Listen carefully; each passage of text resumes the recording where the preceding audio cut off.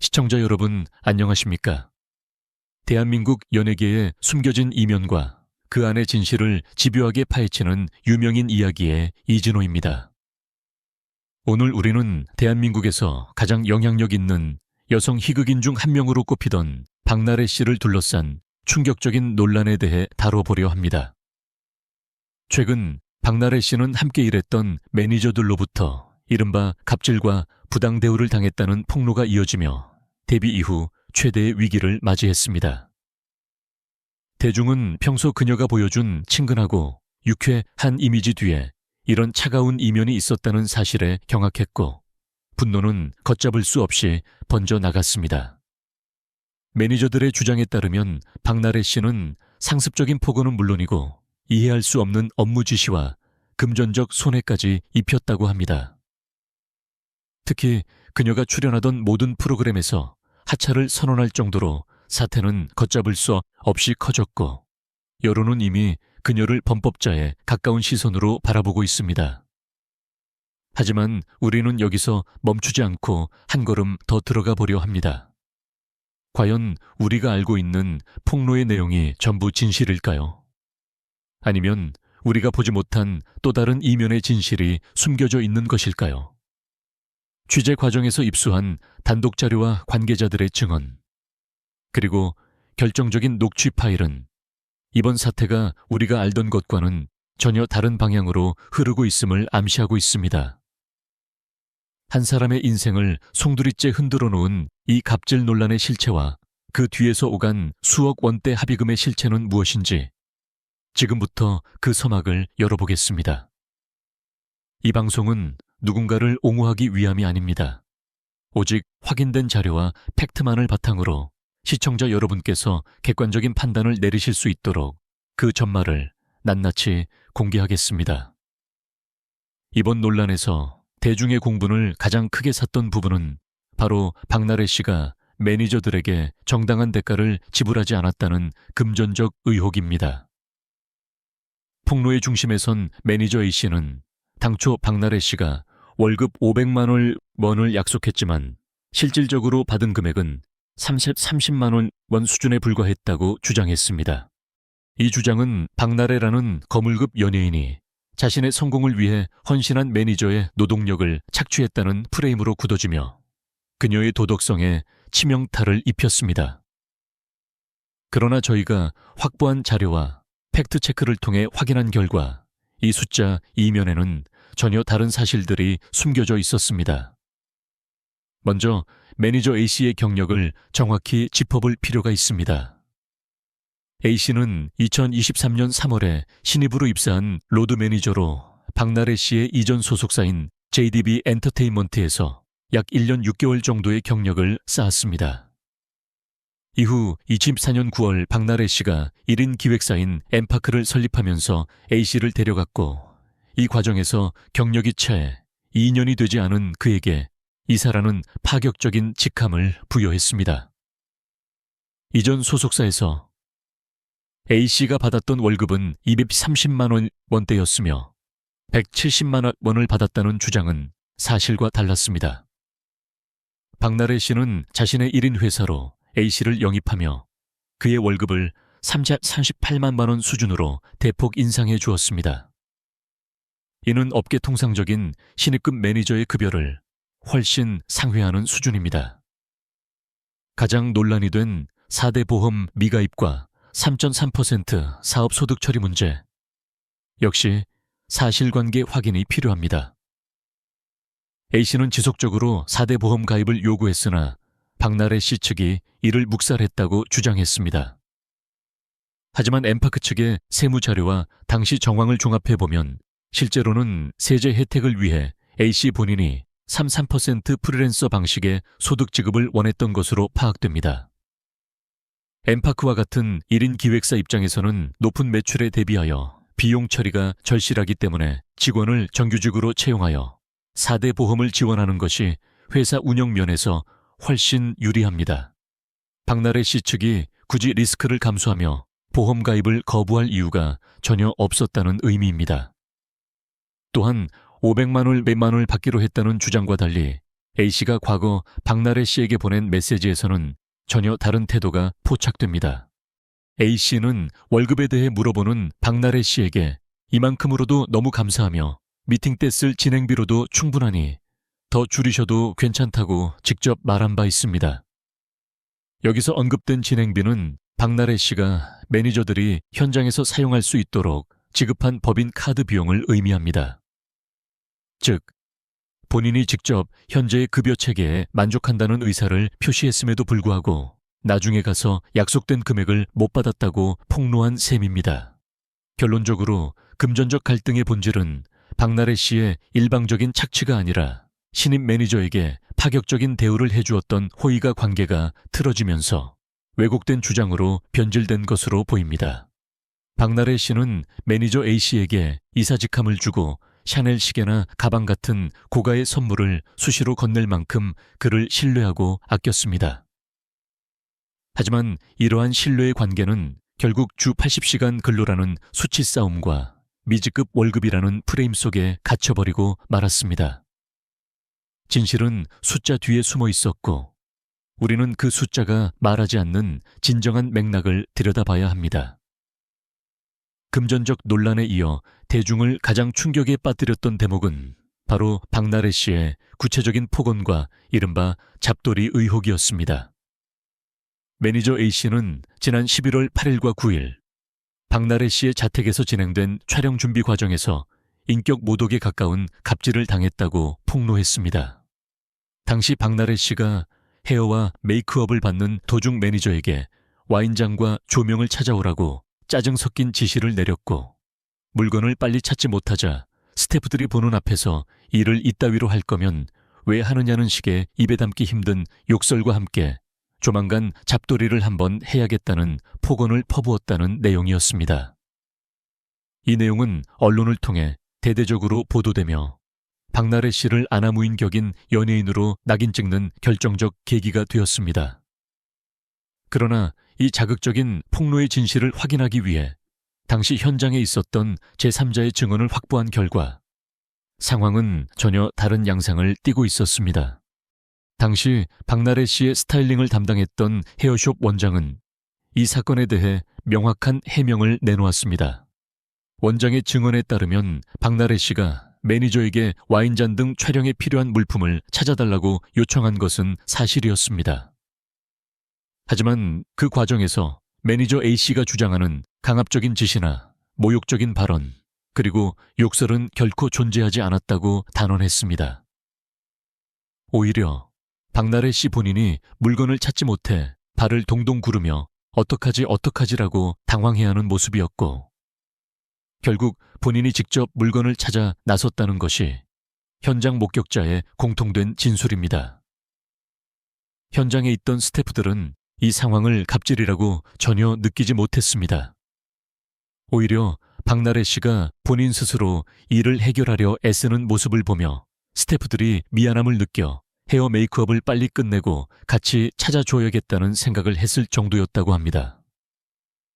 즉, 매니저 A씨가 주장한 공포 분위기나 일방적인 잡돌이는 현장에 있던 다른 이들의 눈에는 보이지 않았던 허구이거나 극도로 왜곡된 기억일 가능성이 높다는 것입니다. 우리는 여기서 왜 같은 상황을 두고 이토록 180도 다른 주장이 나오는지 주목해야 합니다. 박나래 씨는 평소 술자리나 사적인 자리에서 매니저들과 격이 없이 지내며 때로는 거친 농담이나 주사로 비칠 수 있는 행동을 했던 것은 사실로 보입니다. 하지만 이것이 공적인 업무 현장에서의 조직적인 갑질로 변질되어 폭로된 배경에는 단순한 감정적 갈등 이상의 의도가 숨어 있는 것이 아닌지 의심해 볼 필요가 있습니다. 매니저 측은 박나래 씨의 술버릇이나 예민한 성격을 교묘하게 이용해 실제보다 훨씬 과장된 프레임을 씌운 것이 아닌가 하는 의구심이 드는 대목입니다. 결국 11월 8일의 사건은 박나래 씨가 매니저에게 업무적인 요청을 하는 과정에서 발생한 해프닝에 가까웠으나 매니저 측은 이를 인격살인에 가까운 갑질로 둔갑시켜 대중의 분노를 유도했습니다. 한 사람의 일방적인 주장과 이를 뒷받침하는 자극적인 단어들은 강력한 힘을 발휘하지만 현장의 목격자와 객관적인 정황은 그 주장의 모순을 명확히 지적하고 있습니다.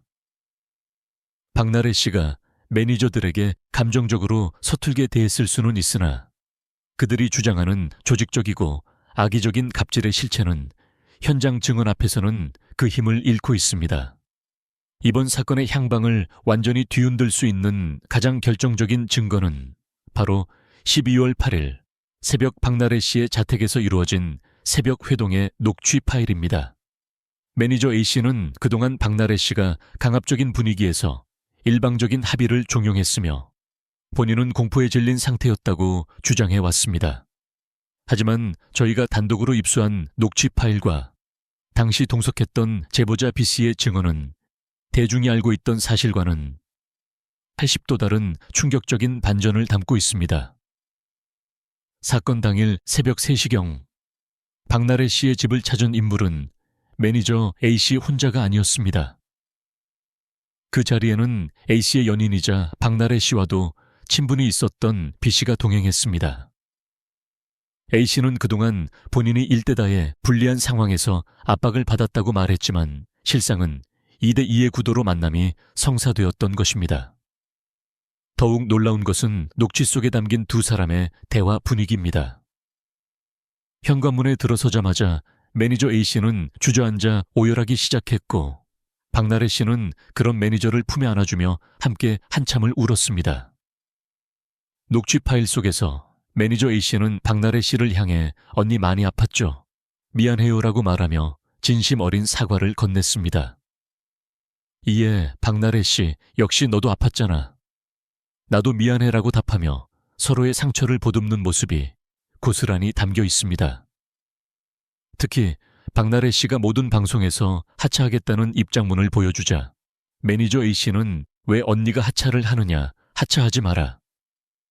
나 혼자 산다도 놀라운 토요일도 내가 다 막아주고 정리하겠다며 울먹이며 만류했습니다.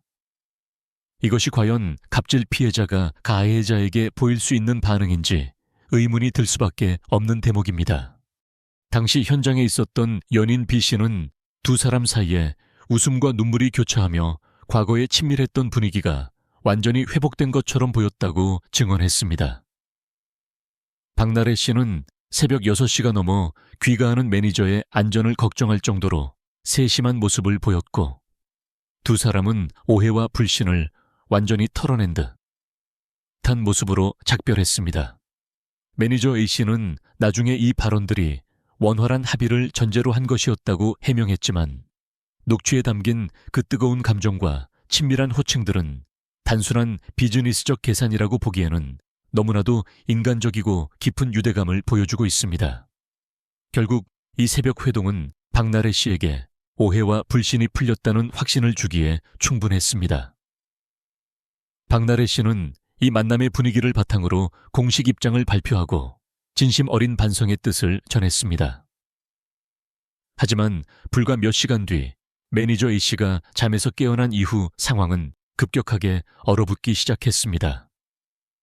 따뜻한 포옹과 눈물이 오갔던 새벽의 진심은 간데없고 법률 대리인을 통한 차가운 합의서와 수억 원의 요구가 그 자리를 대신하게 된 것입니다. 우리는 이 녹취를 통해 폭로의 이면에 숨겨진 인간관계의 복잡성과 진실이 얼마나 쉽게 왜곡될 수 있는지를 똑똑히 목격할 수 있습니다. 따뜻한 포옹과 눈물이 오갔던 새벽 회동의 온기가 차에 가시기도 전에 사건은 진심의 영역에서 자본의 영역으로 급격히 이동했습니다. 이번 사태의 가장 핵심적인 쟁점이자 대중이 가장 의아해하는 대목은 바로 매니저 측이 요구했다고 알려진 5억 원이라는 거액의 합의금 실체입니다. 당초 매니저 A씨는 박나래 씨가 회사를 설립하며 매출의 10%를 지분이나 인센티브로 주겠다고 약속했다고 주장해 왔습니다. 하지만 박나래 씨 측의 입장은 명확히 다릅니다. 박나래 씨는 과거 소속사 시절부터 해오던 고정 프로그램이나 광고가 아닌 1인 기획사 이직 이후 매니저가 새롭게 따오는 신규 계약건에 대해서만 업계 관리에 따른 인센티브 지급을 논의했을 뿐 회사 전체 매출의 10%를 무조건 지급하겠다는 약속은 한 적이 없다는 것입니다. 실제로 경력 1년 6개월 차에 로드 매니저에게 신규 영업의 성과가 아닌 법인 전체 매출의 10%를 배당하는 것은 엔터테인먼트 업계에서 상상하기 힘든 파격적인 조건이며, 이를 입증할 수 있는 객관적인 계약서나 녹취 자료 역시 현재까지는 매니저 측에서 제시하지 못하고 있습니다. 이러한 갈등 속에서 등장한 5억 원이라는 숫자는 구체적인 경로를 통해 박나래 씨 측 변호인에게 전달되었습니다. 타임라인을 정밀하게 추적해보면 12월 4일 오전 7시경 매니저 A씨와 매우 각별한 사이이자 박나래 씨와도 친분이 있었던 홍보대 행사 대표 C씨가 박나래 씨 측 변호사에게 연락을 취했습니다. 이 과정에서 C씨는 매니저 A씨가 원하는 구체적인 합의 금액이 5억 원이라는 사실을 명시적으로 전달했습니다.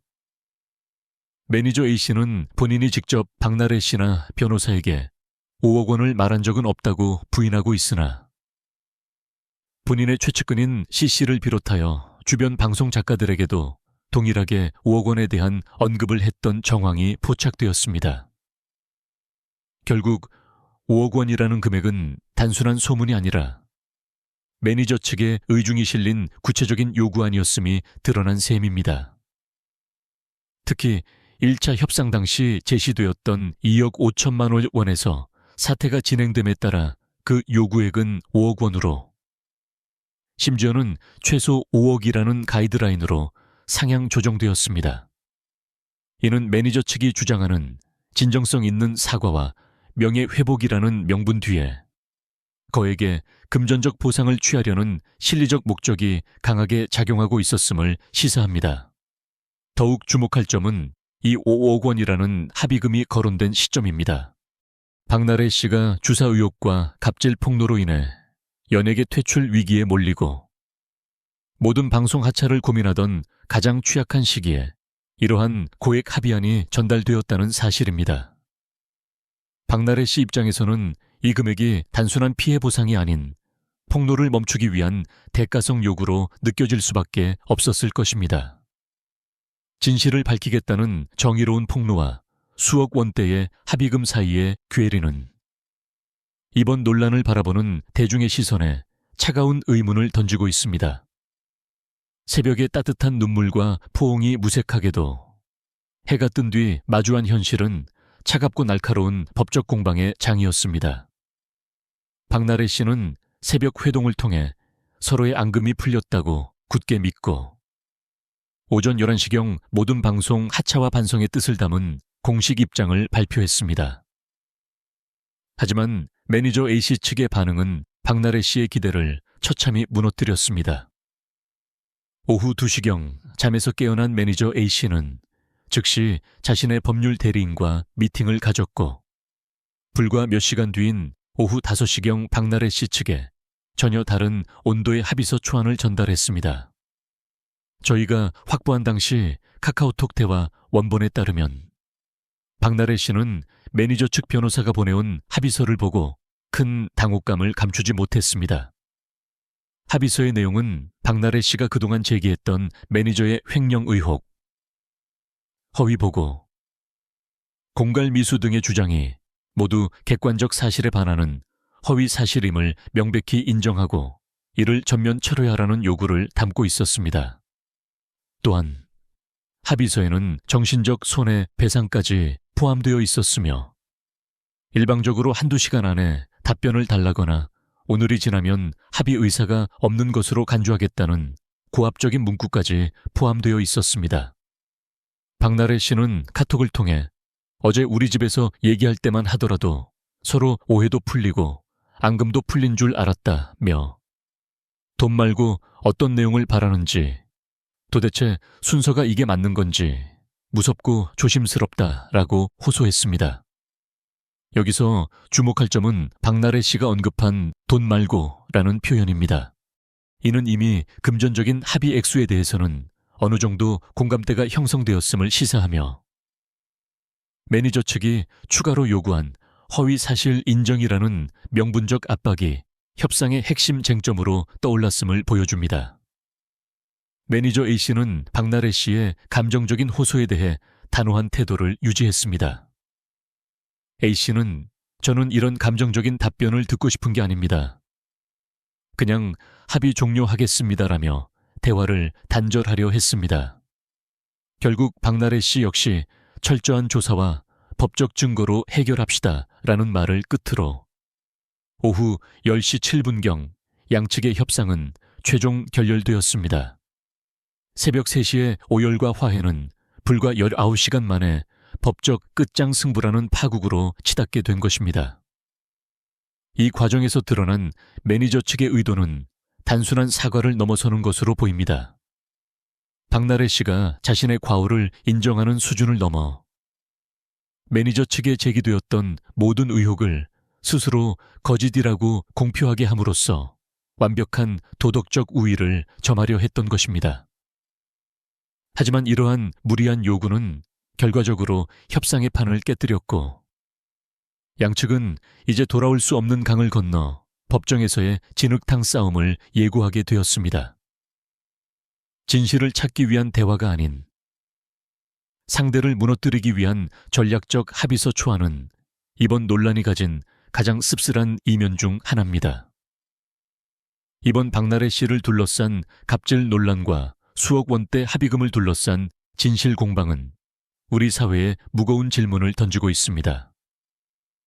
초기 폭로, 당시 대중은 분노했고 박나래 씨는 모든 프로그램에서 하차하며 사회적 사형 선고에 가까운 책임을 졌습니다. 하지만 취재를 통해 드러난 사실들은 단순히 한 연예인의 일방적인 갑질로만 치부하기에는 석연치 않은 구석이 너무나 많습니다. 폭로의 본질이 무엇이었는지 다시 한번 생각해 보게 됩니다. 매니저 측은 진정성 있는 사과를 원한다고 말해왔지만 그 이면에는 2억 5천만 원에서 시작해 5억 원으로 상향된 구체적인 합의금 요구가 자리 잡고 있었습니다. 또한 새벽 3시에 박나래 씨를 안고 함께 오열하며 하차를 만류하던 매니저의 모습과 불과 몇 시간 뒤 법률 대리인을 통해 박나래 씨의 모든 주장을 허위로 인정하라는 강경한 합의서를 보낸 모습 사이에는 메우기 힘든 괴리가 존재합니다. 박나래 씨가 음주 과정에서 매니저들에게 실수를 하거나 감정적으로 서툴게 대했던 부분은 분명 본인이 짊어져야 할 책임이며 깊이 반성해야 할 대목입니다. 하지만 사실이 아닌 내용까지 섞여 마녀사냥식 프레임이 씌워지는 것은 경계해야 합니다. 이번 사태는 연예인과 매니저라는 특수한 관계 속에서 쌓인 오해와 감정의 골이 금전적 보상이라는 현실적 욕망과 결합했을 때 얼마나 비극적인 결말을 초래할 수 있는지를 보여주는 씁쓸한 사례로 남을 것입니다. 진실은 결국 수사기관과 법정에서 밝혀지겠지만 이미 양측은 돌이킬 수 없는 상처를 입었습니다. 우리는 이번 사건을 통해 일방적인 폭로에 휩쓸리기보다 객관적인 자료와 정황을 통해 진실의 실체를 들여다보는 신중함이 필요함을 다시금 깨닫게 됩니다. 유명인 이야기에서는 앞으로도 이 사건의 향방을 끝까지 추적하여 시청자 여러분께 전달해 드릴 것을 약속드립니다.